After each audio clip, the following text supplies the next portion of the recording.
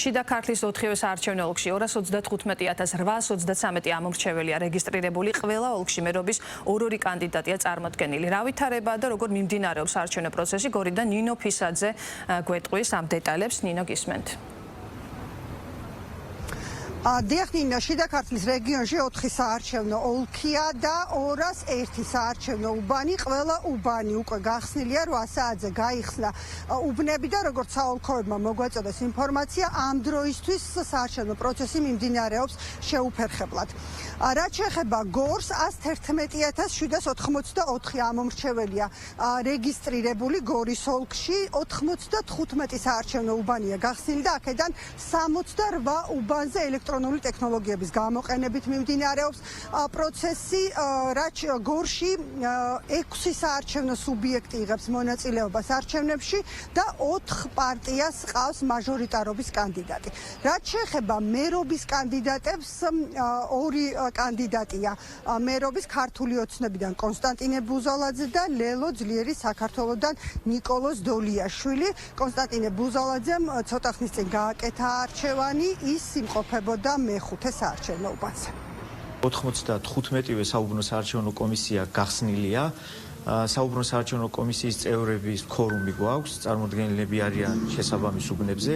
აგრეთვე მადლობა მინდა უთხრა, ესწრებიან საარჩევნო უბნებს სხვადასხვა ორგანიზაციის დამკვირვებლები, სხვადასხვა პარტიის წარმომადგენლები. ჩვენს ოლქში 95 უბნიდან 68 უბანზე არჩევნები გაიმართება ელექტრონული ტექნოლოგიების გამოყენებით, ხოლო 27 უბანზე არჩევნებს ჩაატარებენ ჩვენი კომისიები. ნომერ მე-7 საარჩევნო უბანზე ძალიან წყნარ მშვიდგარემოში მიდის საარჩევნო პროცესი.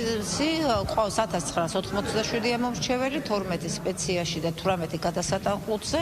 დილიდანვე შეიმჩნევა ამომრჩეველთა აქტივობა. ეს ყოველ წელს ყოველ არჩევნებზე ეს ხდება უბანზე და პირველი ამომრჩეველიც 8 საათზე მოვიდა და დააფიქსირა თავისი ნება. რა თქმა უნდა, ჩემი არჩევანი გავაკეთე, აქვს ჩემი მიზნები და მე უწოდებ ხალხს სრული აზროვნებისთვის და საღიაზროვნებისთვის. პირველი არა ვარ, მაგრამ მგონი მაინც ათეულში ვარ.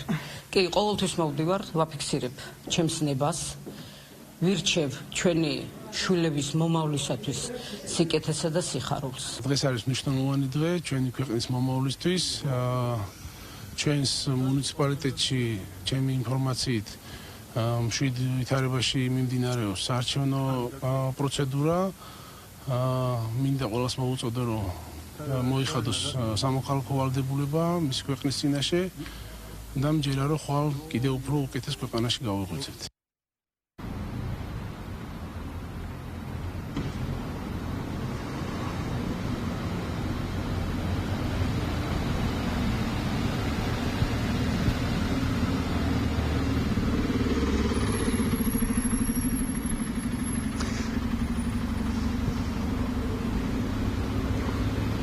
ეს იყო ნინო ფისაძე. როგორ გადანაწილდება ძალთა ბალანსი თვითმმართველ ორგანოში, ეს უკვე როგორ გადანაწილდება ძალთა ბალანსი თვითმმართველ ორგანოში, ეს უკვე დამოკიდებული იქნება არჩევნების შედეგებზე.